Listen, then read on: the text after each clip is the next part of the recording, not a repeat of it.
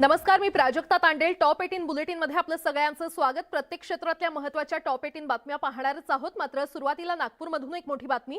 सावजी भोजनासाठी प्रसिद्ध असलेल्या उपराजधानीमध्ये सावजी भोजनालयामध्ये दारूचा पूर वाहत असल्याचं पाहायला मिळतंय. कारण सावजी हॉटेलच्या नावाखाली इथे बार उघडण्यात आलेले आहेत. नागपूरच्या वर्धा रोडवर विनापरवाना दारू विक्री करण्यात येत असल्याचं पाहायला मिळतंय. नियमांना डावलून सावजी हॉटेलमध्ये ग्राहकांना मद्य पिण्याची परवानगी देण्यात येते आणि उत्पादन शुल्क विभागाचं रोज यामुळे लाखोंचं नुकसान होतंय.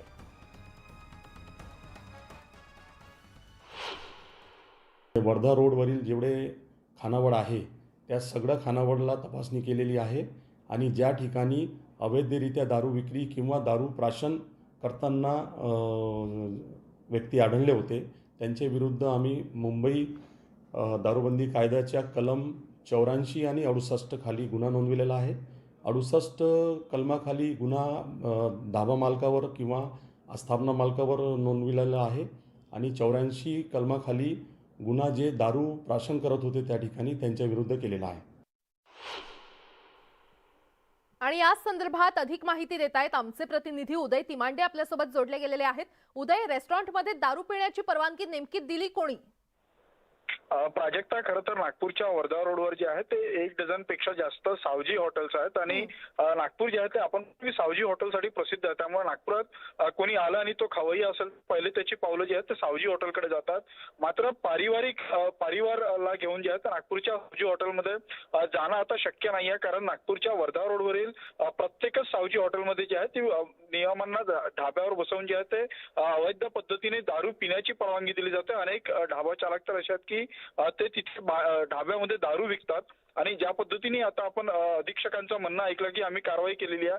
मात्र अनेक ढाबा मालक जे आहेत ते खासगीत सांगतात की आम्ही उत्पादन शुल्क विभागाला सेट केलेला आहे. त्यामुळे अवैध पद्धतीनं मोठ्या प्रमाणात जी आहे ती दारू विक्री केली जाते. असं म्हटलं तर वावगं नाही की दारूचा पूर या ठिकाणी वाहतोय. कारण ही अगदी ताजी दृश्य आहे आणि ही एक्सक्लुझिव्ह दृश्य जी आपल्या हाती लागलेली आहे आणि अशा पद्धतीनं उत्पादन शुल्क विभागाचं नुकसान तर होतं. मात्र यामुळे कुठेतरी उत्पादन शुल्क विभागाचे जे अधिकारी आणि कर्मचारी आहे त्यांचा खिसा मात्र गरम होतोय. त्यामुळे सामान्य नागरिकांची मागणी आहे की नागपुरातली गुन्हेगारी, कारण गेल्या काही दिवसांचा जर आपण विचार केला तर 2 ते 3 अप्रिय घटना अशा घडलेल्या आहेत की त्या सावजी हॉटेल्समध्ये दारू पिऊन जे आहे ते परिवाराला मारहाण किंवा महिलांची छेडखानी सारख्या घटना सुद्धा घडलेल्या आहेत. त्यामुळे आता या सगळ्या प्रकरणाला पोलीस असेल किंवा उत्पादन शुल्क असेल यांनी गांभीर्यानं घेऊन जे आहे ते याच्यावर कारवाई करणं अपेक्षित आहे. उदय, धन्यवाद या सविस्तर माहितीसाठी.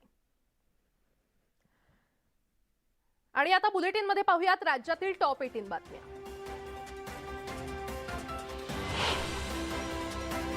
भारतातील पहिला समुद्राखालील बोगदा मुंबईमध्ये तयार होणार आहे. Mumbai Ahmedabad high speed bullet train या बोगद्यातून प्रवास करेल. समुद्राखालून 7 किलोमीटर भागासह तब्बल 21 किलोमीटर लांबीच्या एकूण बोगद्यासाठी निविदा प्रक्रिया सुरू झाली असून अधिकाऱ्यांना त्या 9 फेब्रुवारीपासून प्राप्त होतील. वडोदरा मुंबई द्रुतगती महामार्गाच्या बांधकामासाठी 350 खारफुटी तोडण्यास मुंबई उच्च न्यायालयानं भारतीय राष्ट्रीय महामार्ग प्राधिकरणाला परवानगी दिलेली आहे. न्यायालयाच्या या निर्णयामुळे महामार्गाच्या बांधकामाचा मार्ग मोकळा झालाय. अंधेरी पूर्व आणि पश्चिमेला जोडणाऱ्या गोखले पुलाच्या 2 मार्गिका येत्या पावसाळ्यापूर्वी सुरू करण्याचा निर्धार मुंबई महानगरपालिकेने केलेला आहे आणि या पुलासाठी रेल्वे आणि मुंबई महानगरपालिका या 2 यंत्रणांची कामं एकमेकांवर अवलंबून असून या 2 प्राधिकरणांची एक संयुक्त बैठक काल पार पडली. रेल्वे मंत्रालयाच्या अमृत भारत स्थानक योजनेअंतर्गत मुंबई सेंट्रल रेल्वे स्थानकाचा पुनर्विकास करण्याची घोषणा करण्यात आलेली आहे. यासाठी यंदाचा अर्थसंकल्पात 850 कोटी रुपयांची भरीव तरतूद करण्यात आली आहे. मुंबई सेंट्रल रेल्वे स्थानकाचा पुनर्विकासाच्या कामासाठी एप्रिल महिन्यात निविदा जाहीर करण्यात येणार आहे. राज्यातील एसटीचं बस स्थानक विमानतळासारखं आता चकाकणार आहे. 227 बस स्थानकांचा पुनर्विकास करण्यासाठी मुख्यमंत्री एकनाथ शिंदे यांच्याकडे 985 कोटींचा एसटी महामंडळानं प्रस्ताव पाठवलाय. डेंग्यू, मलेरिया, चिकनगुनिया, गोवर आणि अन्य संसर्गजन्य रोगांचा प्रादुर्भाव रोखण्यासाठी तसंच या आजारांच्या वाढीला प्रतिबंध करण्यासाठी मुंबई महानगरपालिकेनं कस्तुरबा रुग्णालयामध्ये मेट्रोपॉलिटन सर्व्हिलन्स प्रयोगशाळा उभारण्याचा निर्णय घेतलेला आहे. सर्व सोयी सुविधांनी अद्ययावत असलेली ही प्रयोगशाळा राज्य आणि केंद्र सरकारच्या समन्वयानं उभारण्यात येणार आहे. मुंबई महानगरपालिकेच्या रुग्णालयांमध्ये दुधाचा नियमित पुरवठा करण्याचे आदेश द्यावेत आणि त्यासाठी त्वरित निविदा काढण्याचे आदेश देण्याच्या मागणीसाठी उच्च न्यायालयामध्ये जनहित याचिका दाखल करण्यात आलेली आहे। त्याची दखल घेऊन न्यायालयानं महानगरपालिकेला या याचिकेवर उत्तर दाखल करण्याचे आदेश दिले। बृहन्मुंबई महानगरपालिका क्षेत्रात जागरूक पालक सुदृढ बालक हे विशेष अभियान 9 फेब्रुवारी 2023 पासून राबवण्यात येणार आहे। त्यात 24 लाख मुला-मुलींची आरोग्य तपासणी केली जाईल। पदपथांचा उद्देश हा वाहतूक सुरळीत पार पडणं आणि पादचाऱ्यांना सुरक्षित मार्ग उपलब्ध करून देणं हा आहे। मात्र महानगरपालिकांकडून पदपथांवर दुकानं थाटण्यास परवानगी दिली जात असल्यास ते पदपथ उपलब्ध करण्याच्या मूळ हेतूला सुरुंग लावण्यासारखं आहे, अशी टिप्पणी उच्च न्यायालयानं केली आहे। सांगली शहरात वेल माशाच्या उलटीची तस्करी करणाऱ्या 2 जणांना अटक करण्यात आलेली आहे। संशयितांकडून तब्बल 6.25 कोटी रुपये किमतीचे अंबरग्रीस स्थानिक गुन्हे अन्वेषण विभागानं जप्त केलंय। तस्करांची ही आंतरजिल्हा टोळी उघडकीस आणण्यात पोलिसांना यश आलंय। कल्याणमध्ये रेल्वे प्रवासात हरवलेले लाखोंचे दागिने अवघ्या 24 तासात हस्तगत करण्यात आलेले आहेत। हैदराबाद ते मुंबई डेक्कन एक्सप्रेसनं कल्याणपर्यंत प्रवास करत असताना एका प्रवाशाची बॅग रेल्वेमध्ये राहिली होती। रेल्वेच्या गुन्हे शाखा आणि विशेष कृती दलानं ही बॅग शोधून काढली। मागण्या मान्य न झाल्यास 20 फेब्रुवारीपासून बेमुदत कामबंद आंदोलन करण्याचा निर्णय राज्यातील शिक्षकेतर कर्मचाऱ्यांनी घेतलेला आहे। त्यामुळे 21 फेब्रुवारीपासून सुरू होणाऱ्या 12वीच्या परीक्षांना संपाची झळ बसण्याची दाट शक्यता आहे। राखी सावंतनं शर्लिन चोप्रा प्रकरणात अटक टाळण्यासाठी अटकपूर्व जामिनासाठी मुंबई उच्च न्यायालयात धाव घेतलेली आहे आणि या प्रकरणी मुंबई उच्च न्यायालयात आज सुनावणी आहे। बहुचर्चित फोन टॅपिंग प्रकरणी पुण्याच्या तत्कालीन पोलीस आयुक्त रश्मी शुक्ला यांच्यावर कुलाबा पोलीस ठाण्यात टेलिग्राफ कायद्याअंतर्गत मुंबई पोलिसांनी गुन्हा नोंदवलाय। हा गुन्हा रद्द करण्यात यावा या मागणीकरता शुक्ला यांनी मुंबई उच्च न्यायालयात धाव घेतली असून त्या याचिकेवर आज सुनावणी होणार आहे। औरंगाबादच्या हर्सुल परिसरात एक धक्कादायक घटना समोर आली आहे। टँकर मागे घेताना त्यामधील केमिकल खाली पडून झालेल्या स्फोटामुळे एक तरुण मजूर ठार तर त्याचे आई-वडील आणि भाऊ जखमी झाले। ठाण्याच्या घोडबंदर रोड येथील गायमुख परिसरात चालत्या कारनं पेट घेतल्यानं खळबळ उडाली। सतर्क ड्रायव्हरनं वेळीच कार थांबवल्यानं गाडीतील सर्व 5 जण सुखरूप बचावले।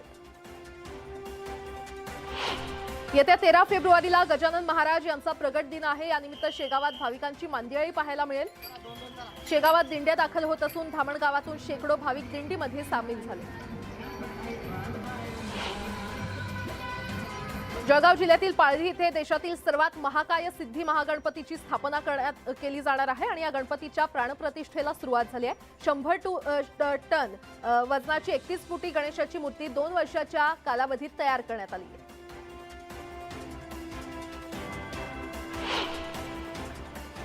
आणि आता एक सविस्तर बातमी। मुख्यमंत्री एकनाथ शिंदे यांचा आज वाढदिवस आहे आणि या वाढदिवसानिमित्त समर्थकांना कोणताही जल्लोष न करता समाज उपयोगी कामं करण्याचं आवाहन करण्यात आलंय। त्यामुळे राज्यभरात आज प्रत्येक जिल्ह्यात रक्तदान शिबिर, शालेय विद्यार्थ्यांना शैक्षणिक मदत, वरिष्ठ नागरिकांसाठी सोयी सुविधा निर्माण करणं असे अनेक कार्यक्रम आयोजित करण्यात आलेले आहेत। आणि या संदर्भात अधिक माहिती देत आहेत आमचे प्रतिनिधी विशाल पाटील आपल्यासोबत जोडले गेलेले आहेत। विशाल, मुख्यमंत्री एकनाथ शिंदे यांचा आज वाढदिवस आहे आणि त्यानिमित्त विविध कार्यक्रमांचं आयोजन करण्यात आलंय।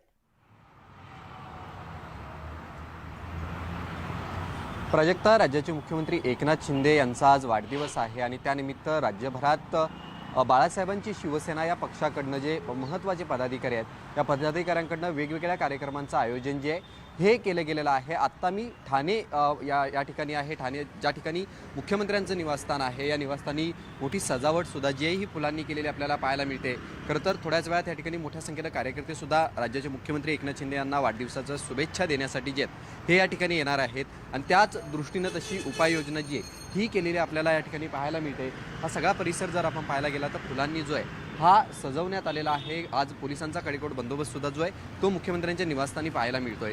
इकडे राज्याचे मुख्यमंत्री एकनाथ शिंदे यांचा वाढदिवस असताना जे महत्त्वाचे कार्यकर्ते आहेत, जे महत्त्वाच्या जिल्ह्यांमध्ये कार्यकर्ते आहेत त्यांना समाज उपयोगी कार्यक्रमांचं आयोजन करण्याचं सांगण्यात आलेलं आहे। तशा पद्धतीचे कार्यक्रमांचं आयोजन जे आहे हे राज्यभरात करण्यात आलेलं आहे। यामुळे रक्तदान शिबिर असेल, आरोग्यविषयक कार्यक्रम असतील, शालेय विद्यार्थ्यांना मदत होणारे कार्यक्रम असतील, असे वेगवेगळ्या प्रकारचं कार्यक्रमांचं आयोजन जे आहे हे केलं जातं आहे. आज मुख्यमंत्री स्वतः ठाणे शहरामध्ये असणार आहेत. ठाणे शहरामध्ये काही कार्यक्रमांना ते स्वतः उपस्थित जे आहेत हे लावणार आहेत. जो कोपरी उड्डाणपूल आहे या ठिकाणी सुद्धा मुख्यमंत्री जाणार आहेत आणि या उड्डाणपुलाचं उद्घाटन जे आहे हे केलं जाणार आणि त्याच अनुषंगानं आज ठाण्यामध्ये ही कार्यक्रमांची रेलचेल जी आहे हे आपल्याला पाहायला मिळते. मुख्यमंत्र्यांच्या वाढदिवसानिमित्त वेगवेगळ्या प्रकारचं कार्यक्रमांचं आयोजन ठाणे शहर असेल, मुंबई शहर असेल, या ठिकाणी मोठ्या प्रमाणात कार्यक्रम जे आहेत हे आयोजित करण्यात आलेले आहेत. त्यामुळे राज्याचे मुख्यमंत्री एकनाथ शिंदे यांचा वाढदिवस आणि वेगवेगळ्या कार्यक्रमांचं आयोजन जे आहे हे त्यांच्या पदाधिकाऱ्यांकडून करण्यात आलेलं आहे. प्राजक्ता, निश्चितच विशाल, धन्यवाद या सविस्तर माहितीसाठी. आणि आता पाहूया टॉप 18 राजकीय बातम्या. काँग्रेसच्या प्रदेश उपाध्यक्ष आमदार डॉक्टर प्रज्ञा सातव यांच्यावर काल कळमनुरी तालुक्यातील कसबे धावंडा इथे एका व्यक्तीनं हल्ला केला होता आणि या प्रकरणी रात्री उशिरा आखाडा बाळापूर पोलीस ठाण्यात आमदार प्रज्ञा सातव यांच्या फिर्यादीवरून आखाडा बाळापूर पोलीस ठाण्यात रात्री उशिरा गुन्हा दाखल करण्यात आलाय. आरोपी महेंद्र डोंगरदिवे याला पोलिसांनी अटक केली आहे. नाशिकमध्ये आज भाजप कार्यकारिणीची 2 दिवसीय महत्त्वाची बैठक होते. या बैठकीला राज्यातील 23 खासदार, राज्य मंत्रिमंडळातील मंत्री, प्रदेश पदाधिकारी आणि जिल्हाध्यक्ष तसंच कोर कमिटीसह पदाधिकारी उपस्थित असतील.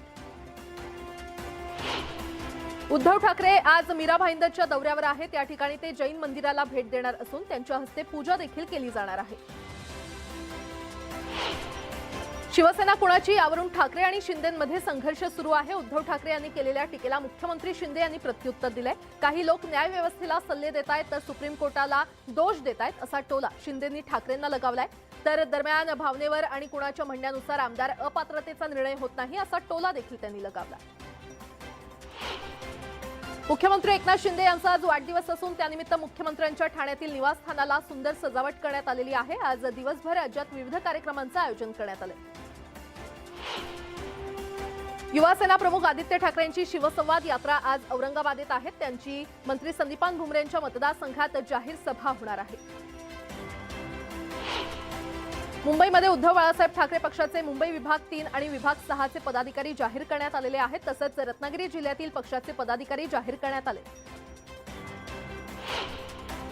गोंदिया जिल्ह्यातील शिक्षण महर्षी समजल्या जाणाऱ्या प्रफुल्ल पटेल यांचे वडील स्वर्गीय मनोहरभाई पटेल यांची आज 117वी जयंती असून या निमित्तानं दरवर्षी मनोहरभाई अकॅडमीतर्फे गुणवंत विद्यार्थ्यांचा सत्कार केला जातो. या कार्यक्रमाला राज्याचे उपमुख्यमंत्री देवेंद्र फडणवीस, विजय दर्डा, प्रसिद्ध उद्योगपती संजय जिंदल, फिल्म अभिनेता जॅकी श्रॉफ तसंच प्रफुल्ल पटेल हे उपस्थित राहणार आहेत. अहमदनगर जिल्ह्याचं नाव पुण्यश्लोक अहिल्यादेवी होळकर नगर करावं ही मागणी घेऊन आजपासून चौंडी इथून एक रथयात्रा सुरू होणार आहे. रथयात्रेची सुरुवात आमदार गोपीचंद पडळकर यांच्या हस्ते सुरू होण्याची शक्यता आहे. नंदुरबार जिल्ह्यातल्या शहादा तालुक्यातील अस्लोद इथल्या 8 वर्षाच्या गणेश माळीला कृत्रिम हात मिळणार आहेत. वैद्यकीय मंत्री गिरीश महाजन यांनी न्यूज 18 लोकमतच्या बातमीची दखल घेत या मुलाला मदत करण्याचे आदेश दिले. राष्ट्रवादी काँग्रेसचे नेते आणि माजी केंद्रीय मंत्री प्रफुल्ल पटेल यांच्याशी संबंधित मालमत्ता जप्तीवर मोहर उठवली गेलेली आहे. ईडीनं मागील वर्षी ही जप्ती केली होती. निवडणूक आयोगानं वयवर्ष 80 पेक्षा जास्त वय असणाऱ्या मतदारांसाठी पहिल्यांदाच घरामधून टपाली मतपत्रिकेद्वारे मतदान करण्याची सुविधा उपलब्ध करून दिलेली आहे. त्यानुसार कसबा मतदारसंघात 19,000 मतदार 80 पेक्षा जास्त वय असणारे मतदार आहेत. कसबा पोटनिवडणुकीसाठी जिल्हा प्रशासनानं मतदान केंद्र निश्चित केलेली आहेत. त्यानुसार कसबा मतदारसंघात 270 मतदान केंद्र आहेत. त्यापैकी 5 मतदान केंद्र संवेदनशील म्हणून जाहीर करण्यात आली आहेत. पुण्यातील कसबा मतदारसंघातील काँग्रेसचे उमेदवार रवींद्र धंगेकर यांच्या प्रचाराचा आज शुभारंभ होणार आहे. तांबडी जोगेश्वरी मंदिरातून ते प्रचाराला सुरुवात करतील.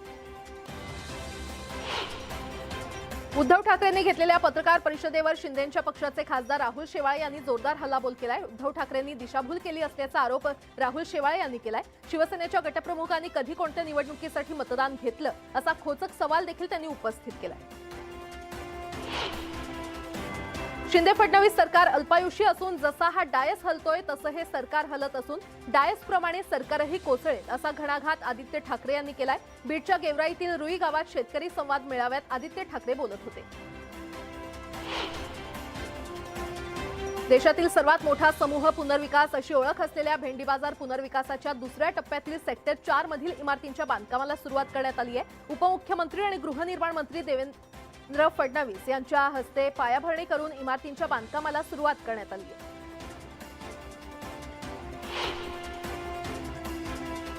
कोपरी रेल्वे ओलांडणी पुलाचा लोकार्पण सोहळा आज मुख्यमंत्री एकनाथ शिंदे आणि उपमुख्यमंत्री देवेंद्र फडणवीस यांच्या अध्यक्षतेखाली होणार आहे। या पुलामुळे ठाणेकरांना मोठा फायदा होणार आहे।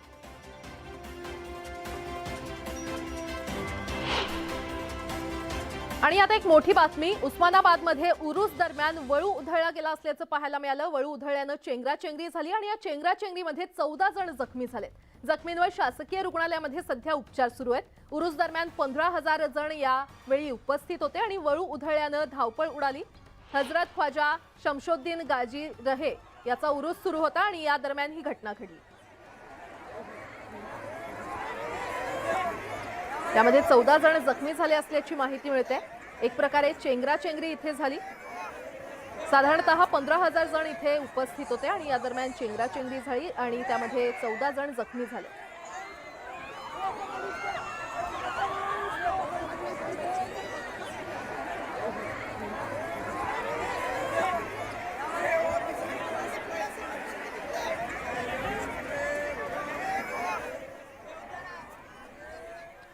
आणि आता पाहूया टॉप 18 राष्ट्रीय बातम्या।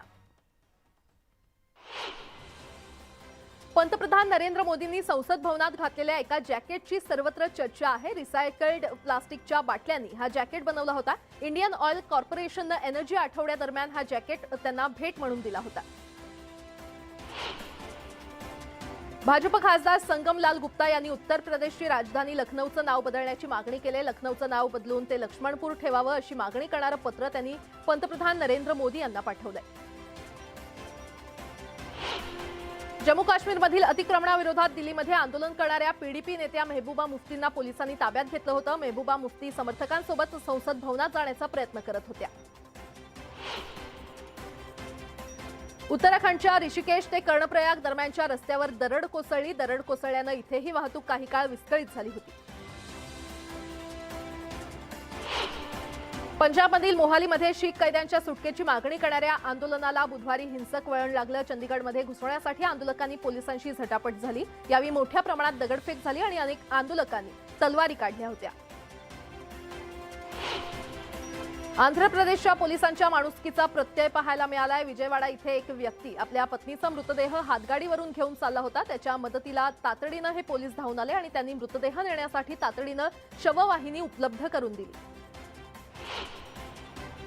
यूपीच्या जालौनमध्ये भरधाव जाणाऱ्या एका जीपनं रस्त्यावरून जाणाऱ्या 2 व्यक्तींना चिरडलं। या अपघातात दोन्ही व्यक्तींचा मृत्यू झालाय। पोलीस अपघातानंतर फरार झालेल्या वाहन चालकाचा शोध घेत आहेत।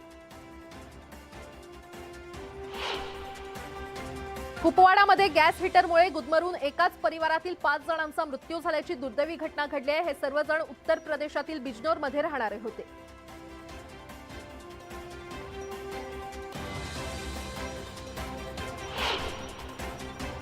गुजरातच्या छोटा उदेपूरमधील लोकवस्तीत बिबट्या दिसल्यानं खळबळ उडाली होती। बिबट्या दिसल्याची माहिती मिळताच वन विभागानं तात्काळ धाव घेत बिबट्याला जेरबंद केलं।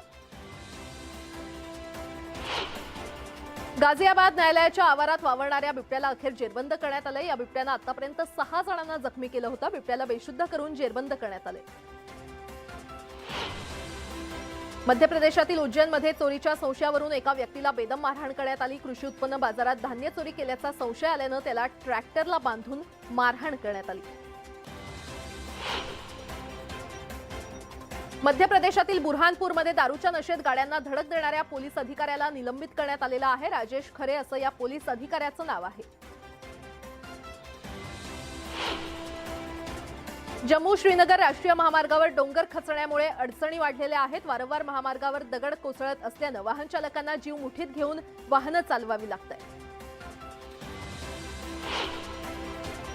जम्मू काश्मीरमध्ये लष्कर-ए तोयबाला मदत करण्याच्या आरोपात 3 जणांना अटक करण्यात आलेली आहे। या 3 जणांकडून लाखो रुपयांची रोकड देखील जप्त करण्यात आली आहे।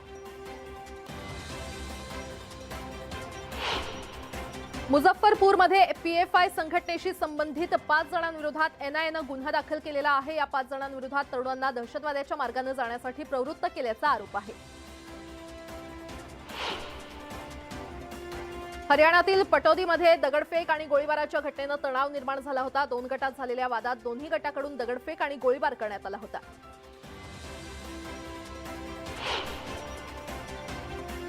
थंडीचा कडाका कमी होत असल्यानं शिमला इथे बर्फ वितळू लागलेला आहे. बर्फ वितळल्यानं पर्यटकांचा काहीसा हिरमोड झालाय. पर्यटकांची गर्दी कमी झाल्याचं इथल्या व्यावसायिकांनी सांगितलंय. तामिळनाडूच्या कोयंबतूर इथे एक आर्ट फेस्टिवल भरलेला आहे. यामध्ये 3D इमेजची चित्र पाहायला मिळत आहेत. या 3D इमेजच्या चित्रांसोबतच फोटो काढण्यासाठी नागरिकांनी गर्दी केली आहे.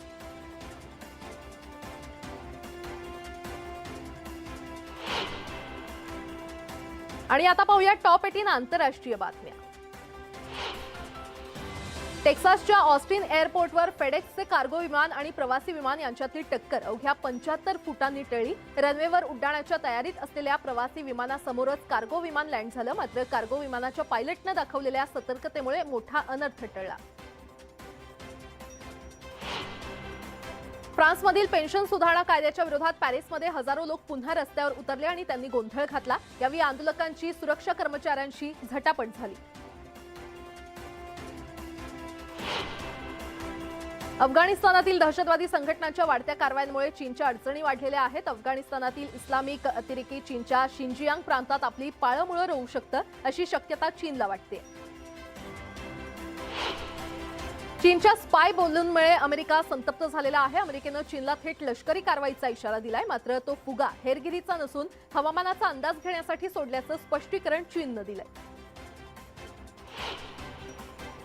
चीनकडे अमेरिकेपेक्षा जास्त बॅलिस्टिक क्षेपणास्त्र असल्याचा दावा अमेरिकेचे वरिष्ठ लष्करी अधिकाऱ्यानं केलेला आहे. त्यामुळे अमेरिकेची चिंता वाढली आहे. चीनजवळ बॅलिस्टिक मिसाईल लॉन्चेसची संख्या अशीच वाढत राहिली तर ते अमेरिकेसाठी धोक्याचं ठरू शकतं.